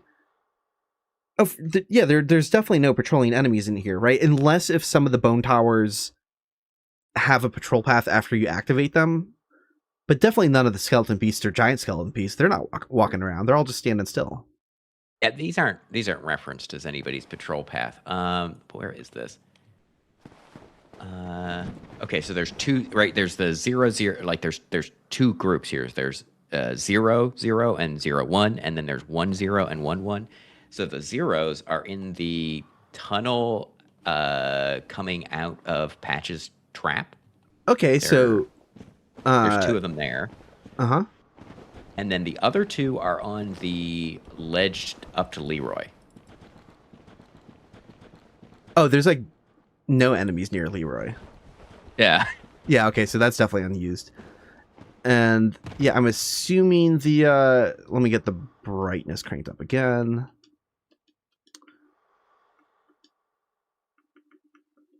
Yeah, it's basically that one of them is at the little arch that you have to walk under on the way down to the Golden Fog after you go down the ladder.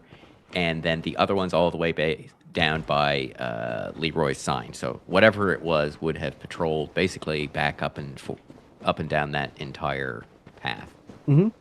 And the one in the Patches area is, one of them is up, not at the ladder, but just before you get into the slightly more open area with the 3 bone towers, if you were going to that ladder. And then the other one is just a little bit further down that path. So basically, maybe meters away or something like that. So it's not very far. Yeah, I'm just going to be reconfirmed just to be absolutely sure that it somehow wasn't grafted to these bone towers, but doesn't seem like it. Okay, so yeah, so the necromancers are called gravekeepers internally in catacombs. Okay, so yeah, so it sounds like maybe they would have had a couple necromancers patrolling up and down those areas at some point. Why can't I see the? Oh, is it looking in the wrong direction? Okay. Here we go. There's a bone tower.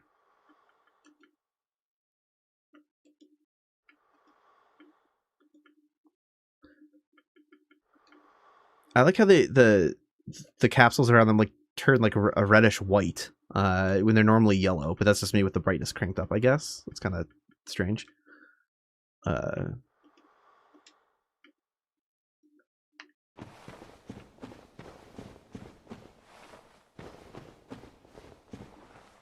Yeah, so what I can do is...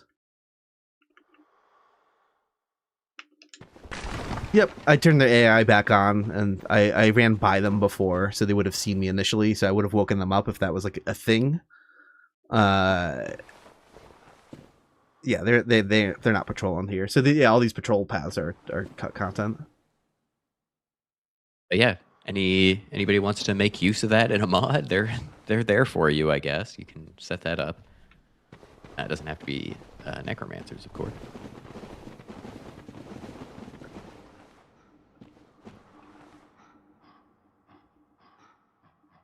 Yeah, if they were wanting to patrol, they'd be doing that now. Fun. Okay. So that's it. That's it. Then you've got the developer messages, but yeah. Mm-hmm. Yeah, yeah, so there was really nothing in here relating to the cut content of the unused path to Ash Lake. So, a bit of a bummer. I was hoping there'd be some cool weird shit with that, but also not too much of a surprise, because, like, again, there's some evidence of that cut content, but not a ton. So it doesn't surprise me that idea was probably killed fairly early, and there's not a lot. That's, not a lot of remnants surviving relating to it. So I guess we just move on to the next map then. Yeah. Which is... Oh yeah, I'm already scrolled down in the spreadsheet. This is going to be a pain. This is going to suck. There's not that many, but there's a bunch for one very specific thing here. And of course, while my event list is going to be like much larger since I'm near Blighttown as well. So I have to keep, at least it should be sorted towards the bottom, I think. Yeah, we are in 13.2 maps or whatever.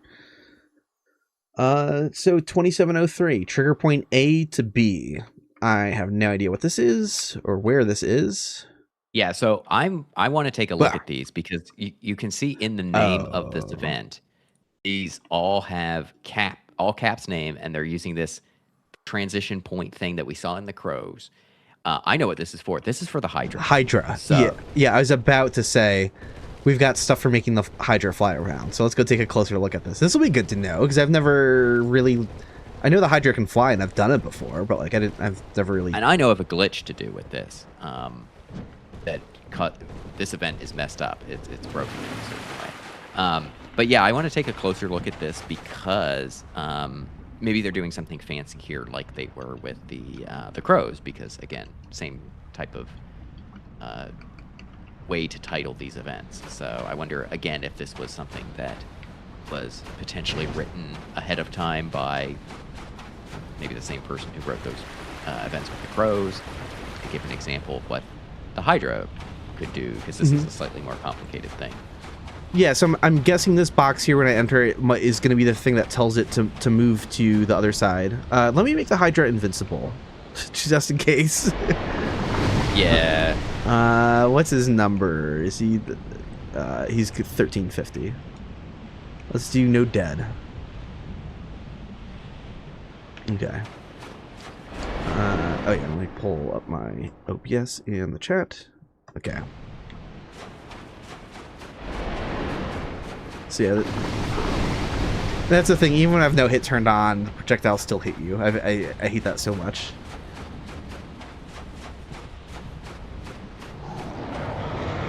Yeah, as soon as I crossed the threshold, he ducked under to fly. Yeah, so his current initial spawn point must be A, and so he's gonna fly over to B. And then of course they've got another trigger to make him fly back from B to A. Yeah, I'll take a look at that in just a sec. Oh, I gotta get out of here.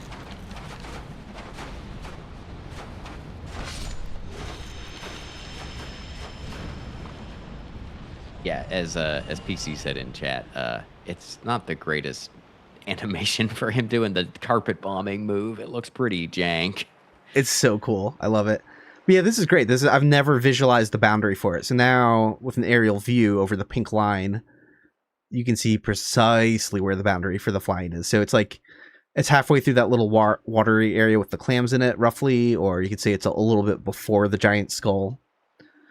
So if you run to the giant skull, that means he'll fly over to his second position, because it's like this much further out from it, roughly, in this ballpark. So, love that. Now let's go take a look at his other location.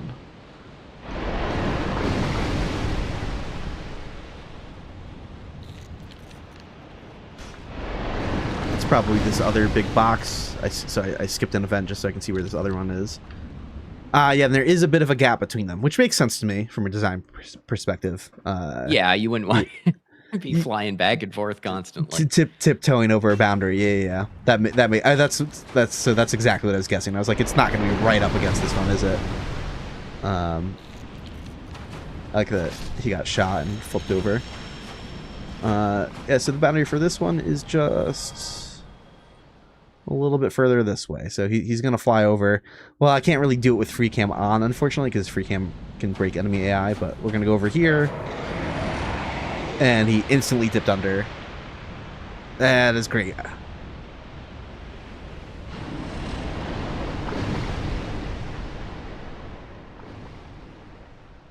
This is fun. Yeah, so the glitch that I know about here is very easy to do. I think it's 100% consistent. So if you get the Hydra to fly over to region B, and you can just do this naturally playing the game, which you would do incidentally on your way to the dragon here. If you rest at that bonfire, it's going to restart all the scripts. because that's how most event scripts work. Uh-oh. But that's going to make it forget what region it is Yeah. in, and the Hydra is in region A to start. But the Hydra itself will still be in region B. So when you next come out, you will trigger it, and it will go under and fly the wrong direction. Yeah, and it dies, right? No, I don't think so. I think the thing that causes it to die is it just gets desynced and it lands somewhere. I don't think that causes it to die. It just looks ridiculous. Gotcha. Because it dives under the water and then comes out on the wrong side and flies to where it just dove from. So, yeah. It was kind of interesting. By standing in the second region before he had a chance to get up for the other one, it took him longer to like fly over to me. It's been pretty instant every time I go. Like, I think this time he's going to go under the water probably pretty quickly. Or maybe not. Well, and I want to take a look at the scripts for this to see, is there like a cooldown on this? Like, what's the logic here? Yeah, there might be a cooldown or something. I want to see where he pops out from when he does it, though. Next time I fight him, I should do it on the other side of the beach in his B position, because I've literally never done that before. I made him fly back and forth to look at it, but I've never actually tried to fight him. Right. In his B position.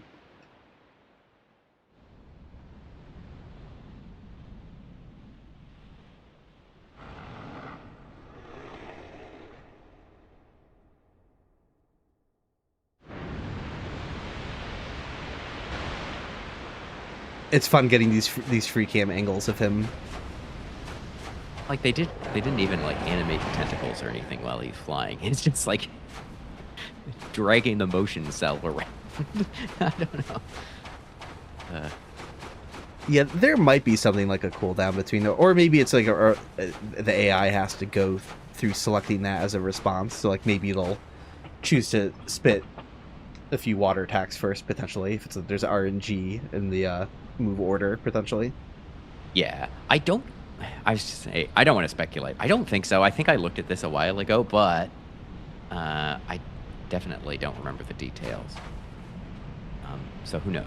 Yeah, it was weird because the first couple times I tried, it was very instant. But both times I like waited a while. Now I'm like running back and forth pretty quickly, and he's taking a while to decide to fly over. He gets there eventually. Where does he pop out from? Let's get a good look at this. Let's get a good real zoomed out view.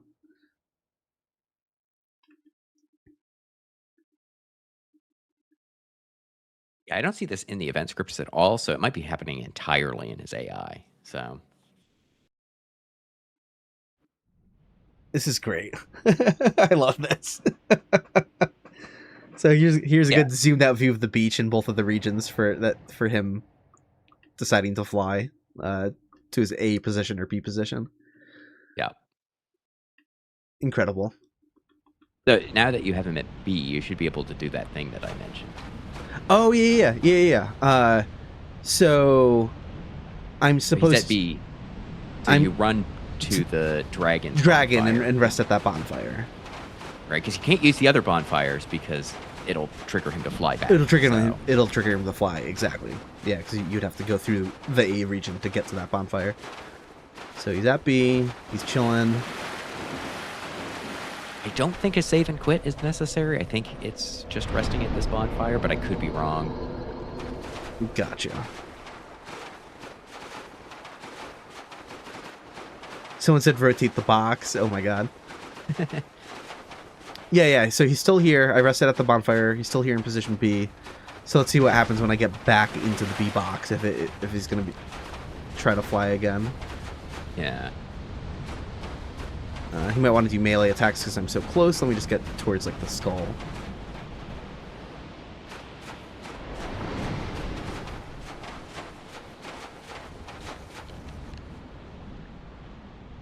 Do it.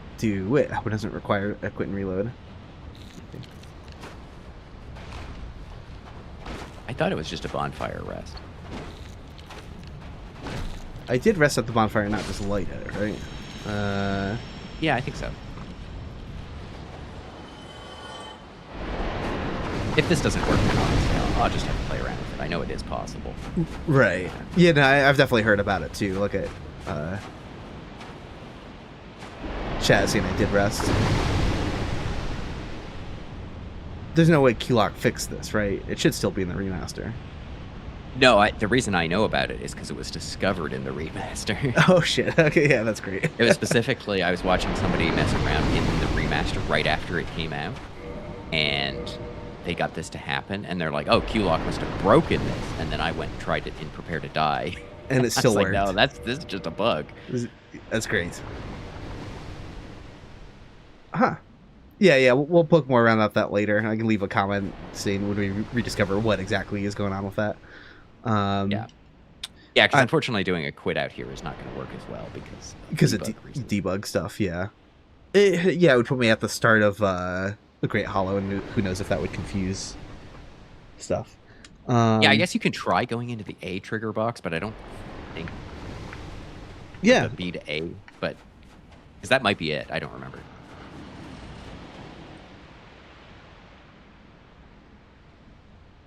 Oh, okay. Let's see. Well, he teleported to the other side. Yeah, yes, that's what happens. He teleports to the other side and then flies back to where he was. Yeah, hell yeah. Okay, yeah, we did have to go back to A. Cool. But it's like, okay, so is he now completely desynced? Right? Yeah, he's now on B. Like, does that mean if you go into the B to A box, he's gonna do it's super weird because he should have. If you think about it, you just went into the box that told him to teleport to A or to fly to A, but he definitely didn't do that. Yeah, he flew to B. So, is it like permanently backwards now, or that's exactly what I'm wondering. Let's see if we can. Let's run back and forth between these some more and see if we can. But you can imagine the confusion of somebody doing this by accident on this stream or whatever, because Hydra goes under, and then it's like, where did it go? And then you get carpet bombed from behind you, basically. Yeah. It wouldn't look so terrible without free cam. Yeah, you'd just be like, I don't know, I guess it went under the water and went under the beach because we're going to pretend that land masses are floating objects, which is not how land works. But yeah, he swam underneath, guys, and then oh no, it fixed it. Okay, it fixed it.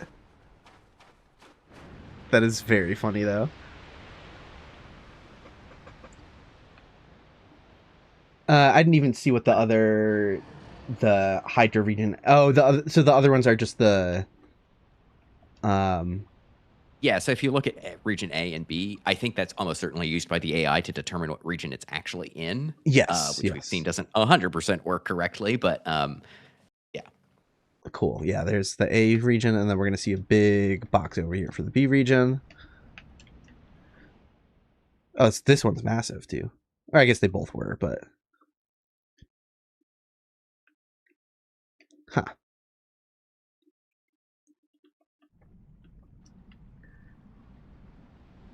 Oh, cool. Yeah, it happened to someone in chat. Chryselia said, I've had that happen before. Actually, I was wondering where the hell it went, and it flew over me from behind. And it's easy to see how somebody would do it, right? Because it's entirely, you run down the beach, you get carpet bombed, you just keep going, you rest at the bonfire, do some stuff at the Everlasting Dragon, and then you decide, oh, I'm going to go back and kill the Hydra or pick something else up or whatever, go to the other bonfire.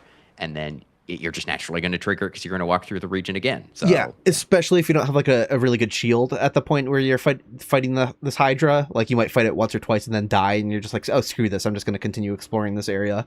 So you could definitely just explore it, keep going while it's alive. All right. So now we're on 2751. This is a big, or not big because I can't see it yet. This is a sphere. It's a sphere. It's a fairly big sphere. But yeah, these are all logic, and these are also clearly to do with the Hydra. So you can take a look at these, but I suspect I'm just going to have to read its AI to figure out what it's doing with these spheres. It's either A1 through A6 and B1 through B7, so they're almost certainly like anchor points on either side of the beach for it to do something. The Hydra does strafe a little. Right. So I'm assuming it's like alternating positions that it can have in the water. Right. That far out though? Wait, there's no way. Hold on. I don't know where the center of the Hydra is considered to be, but yeah. If the Hydra can actually follow you all the way down this side of the beach, that'll be news to me. Because I always just like go up to the Hydra and just fight him, be like meet him where he's at. And you know, sometimes I do notice that he kind of like strafes left and right a little bit. But these spheres are going far down the beach, far, far, far.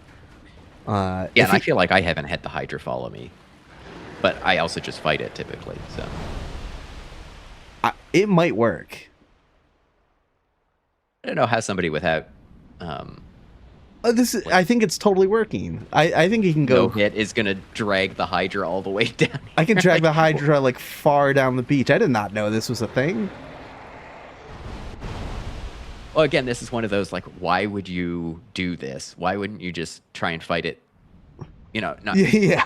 I want to say vertically, but like in and out of the beach as opposed to along the beach. Like you're not gonna run away down the length of the beach trying to get away from it, but maybe people do. Yeah, no, you would book it. You wouldn't carefully, like, slowly... At which point it would switch to ranged attacks, but it wants to stay close when it's doing melee attacks, so... I'm just taking my Hydra for a walk. Just taking the Hydra for a walk. Yeah, I've never... Oh, no, we walked into the B region! So we can't get that close to that sphere. Yeah, he's gonna fly now. But it totally works, though. They are positioning for him to, like, strafe through... Oh, I love that. I had absolutely no idea that was a thing. So how far do the spheres go down on the B side is what I'm wondering. Not that far. Even more. There's 7 of them. It doesn't look like... Yeah, like I guess I could go... These way out. Like I don't understand how these are so far away. Also, I'm because I can see all the regions at once. I'm just like, there's regions off in the middle of nowhere here, so that's gonna be great. He's gonna do it. He's gonna do it. Yeah, he's gonna come over to this one, I think. So not only do people like not hang out with him in the B region for very long, but now we're getting to the point where I'm dragging him really far down. Yeah, really far. This will be like the furthest most people have ever seen him down in in Ash Lake. Although this is kind of funny. They put, like, if you look at the order of where they show up, B1 to B6 goes down the beach, but then B7 is at the start, like just at the edge of the trigger region, basically, for B. They clearly were like, well, I guess you can pull him backwards a little bit, too. Hey, yeah, welcome, McCad. Nothing groundbreaking, no weird content, but definitely just weirder implementation of stuff than we realized. I've never seen the Hydra this far down the beach, that's for sure. So, I did not know that was possible. Well, it's just like, why would you do this? Yeah. Incredible.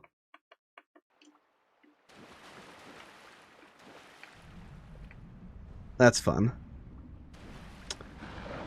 Hydra meets Dragon. Yeah, I should try to get them to meet, if only.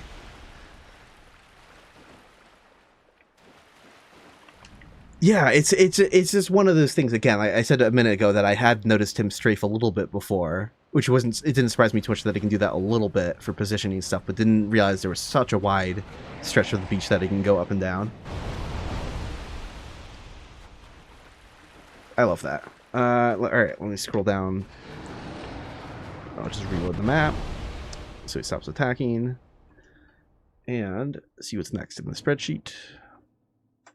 Again, this is all these regions are in all caps names. So I wonder if this is a more involved AI for this, because they were saying, look, here we can do more complicated AI stuff, right? We saw the crows were a complicated like event thing. Their AI isn't actually that complicated for it. So, but this seems to be almost entirely handled by the AI. So yeah, I'd be curious to take a look at that and see if it's has a different coding style or something there. Because maybe they were showing off, hey, look, we can do stuff with our AI, like taking the Hydra for a walk or whatever.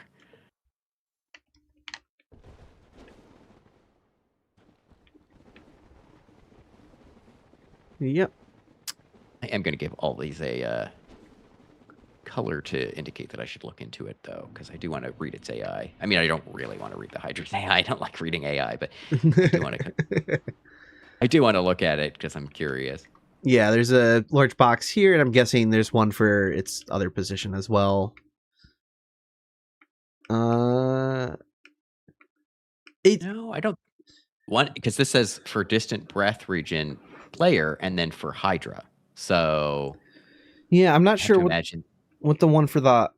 Oh, yeah, I don't know, because the Hydra does have to move closer when it does its melee attacks, and so maybe there's something relating to that in some way. I don't know, but it wouldn't surprise me if the first one, 2771, is the one that's like, hey, do ranged attacks only? Although no, because that does clip into where the melee attacks would happen as well. I can see it's going to the edge of the beach, but maybe there's a distance consideration as well. If you're within X amount of meters from the Hydra, then he starts doing melee anyway or something. But Yeah, and it's also like it's not like the Hydra doesn't do a breath attack if you're outside of this region. Like it was breathing at you when you pulled it over to the B side and everything. So yeah, I don't really understand that. Unless it has specific logic here for changing exactly how it does the ranged attacks right, in this area, which I guess I wouldn't know. There's nothing about this that makes me go, oh, of course, this is the region where the Hydra has a much further least distance or something like that. right, But yeah, either way, pretty cool. Yeah, we can take a closer look. We can interrogate that at a higher level of detail another time. But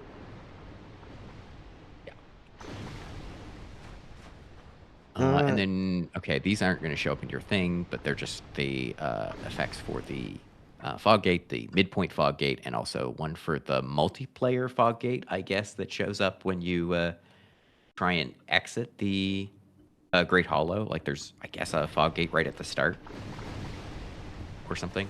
Not sure. gotcha. The next ones I can see are pretty self-explanatory. It's got to be the fog gate here. Yeah. Yep. As always, the top one is always the reverse direction one. Yeah, I don't know why they do this because it's like they've numbered them, and 601 is the quote unquote wrong side, but they put them in the wrong order. In the wrong order. Yeah, that's funny. Yeah, because so the lower number is the correct side, but it's just higher in the list. It's a little odd. I don't know. And that's consistent as well, so I don't really get that. Okay, well, we got more of those Foggate things. We know exactly what those are. Let me see if I can scroll down the spreadsheet a little bit further now. Well, that's what these regions are.